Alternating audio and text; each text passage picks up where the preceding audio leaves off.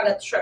વરસાદ બાદ અમદાવાદ શહેરના રોડ રસ્તાઓ તથા અનેક વિસ્તારોમાં કાદવ અને ગંદકીનું સામ્રાજ્ય જોવા મળી રહ્યું છે। અમદાવાદમાં ચાલુ વરસાદી પાણી ભરાવાની સમસ્યા, ગટરો ઉભરાવાની સમસ્યા તો હોય જ છે, પણ વરસાદ બંધ થયા બાદ પણ સમગ્ર અમદાવાદમાં કચરો અને ગંદકી ફેલાયેલું જોવા મળી રહ્યું છે। ત્યારે અમદાવાદ શહેરનું ગીતા મંદિર બસ સ્ટેન્ડ, જ્યાં દરરોજના લાખો લોકો અવરજવર કરતા હોય છે, સાફ સફાઈ અભિયાન કરવાની વાતો કરતા તંત્રની ગીતા મંદિર બસ સ્ટેન્ડ વિસ્તારમાં ગંદકી કેમ નથી દેખાતી તેવા સવાલ ચર્ચાઈ રહ્યા છે।